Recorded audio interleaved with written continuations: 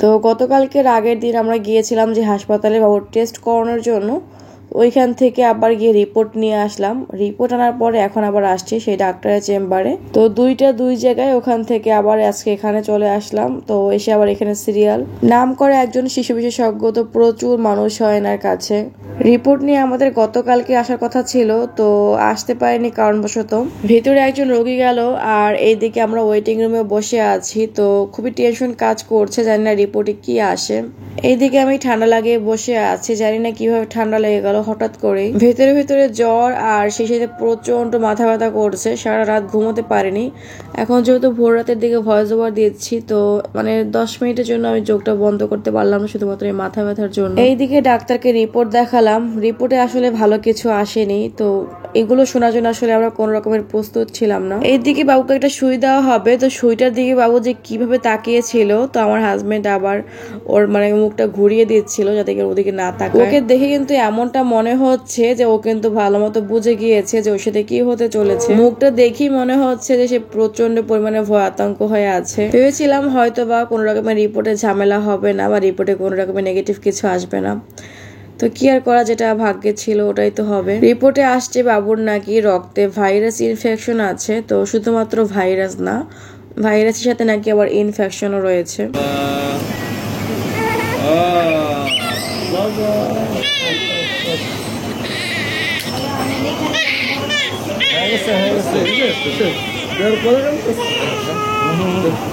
এখন খারাপ এই জায়গায় লাগছে যে ওকে এই কষ্ট পুরো 7টা দিন পেতে হবে, কারণ একটা একটা করে কিন্তু 7টা ইনজেকশন দিয়েছে। ডাক্তারের কাছ থেকে আমরা বের হয়ে পড়লাম বাসায় যাওয়ার উদ্দেশ্যে। কোনো কিছুতেই আর মন বসছে না, কোনো কিছু ভালো লাগছে না। আসলে বাবু যেহেতু অসুস্থ, আর আমরা বড় মানুষই কিন্তু অসুস্থ হলে আমাদের শরীর ভালো লাগে, মাঝে মধ্যে ভীষণ পরিমাণে জ্বালাতন করে, কোল দিয়ে পর্যন্ত নামতে চায় না।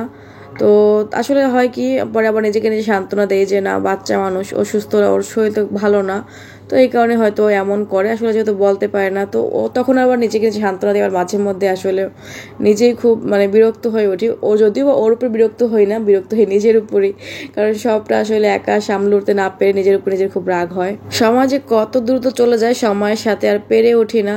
তো ভেবেছিলাম আজকে আর ভিডিওই দেবো না, যেহেতু নিজের শরীর ভালো না, বাচ্চার এই অবস্থা। তো ভাবলাম কেননা ছোট্ট একটা ভিডিও শেয়ার করে। ভিডিও করার প্রতি বলতে গেলে কোনো এনার্জি আমি পাচ্ছি না। আর এখন যেহেতু ঠান্ডা জ্বর কেবল আমার শুরু হলো, তো জানি না যদি আল্লাহ করে যদি তাড়াতাড়ি সুস্থ হয়ে যায় তো গেলাম, না হয়তো বেশি অসুস্থ হয়ে পড়লে আর ভিডিও জানি না কবে করব, কবে দেওয়া হবে। তবে চেষ্টা আসলে সবসময় করে যাই। তো যাই হোক, এখানে রিপোর্টগুলো আমি একটু দেখছিলাম, আর এক্সরেতে আসলে ধরা পড়েছে বাবুর বুকে কফটা বেশি। তো প্রথমে আমরা ভেবেছিলাম কফটা আসলে দূর হয়ে গিয়েছে, কারণ ঠান্ডা লাগে, তো ভিতরে কফ আসলে অনেক পরিমাণে রয়ে গিয়েছে। আর রক্তে যে ভাইরাস ইনফেকশনটা পেয়েছে এটা মূলত ঠান্ডা থেকে, ঠান্ডা জ্বর। তো জ্বর অনেকদিন ভিতরে থাকতে থাকতে কিন্তু রক্তে এই ভাইরাসটা হয়ে গিয়েছে। এখন এটা দূর করার জন্যই 7টা ইনজেকশন দিয়েছে। তো কি যে করি, আজকে একটা দিয়ে আসলাম আর এখনো 6টা বাকি রইলো। ওরা ওখান থেকে বলে দিয়েছে যে আমরা ভালো একজনকে দেখে তারপরে যেন ইনজেকশনটা দেই, না হয়তো যে কাউকে দিলে আবার হয়তো বা সমস্যায় পড়তে হতে পারে। আমার হাতে যেগুলো দেখতে পাচ্ছেন, তো এগুলো কিন্তু মূলত ইনজেকশন, এক একটার ভিতরে এক একটা রয়েছে। তো এখানে মোট 6টা রইলো। বাবুকে বেশ কয়েকটা ওষুধ খাওয়াচ্ছি, সেই সাথে আজকে আরো একটা অ্যাড হলো, সেটা হচ্ছে হিমোগ্লোবিন বাড়া। তো ওখান থেকে আসার পরে আসলে ভীষণ পরিমাণে মাথাটা ধরেছিল, তো মাঝে মধ্যে একটু চা কফি খেতে ভালো লাগে। বাবুকে নিয়ে রাতে ঘুম হয় না, আর আজকে রাতে তো একদমই ঘুম হলো না মাথা ব্যথার জন্য।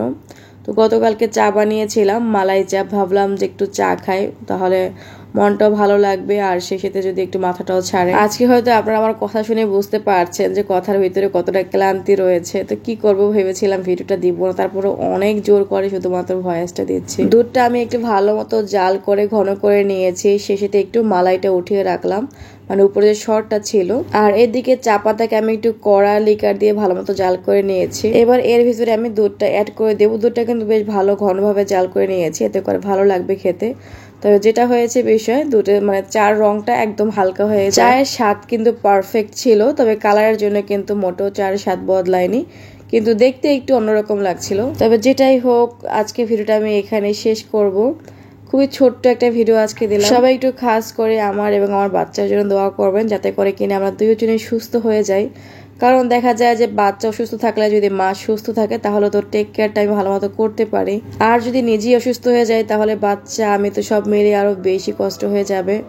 তো যাই হোক, যদি সুস্থ থাকি বেঁচে থাকি তো ইনশাআল্লাহ আগামীকালকে আবার ভিডিও আপলোড দেবো এবং আপনাদের সাথে দেখা হবে। আজকে ভিডিওতে একটা লাইক দেওয়ার অনুরোধ রইল। তো সবাই ভালো থাকবেন, সুস্থ থাকবেন। আল্লাহ হাফেজ, আসসালামু আলাইকুম।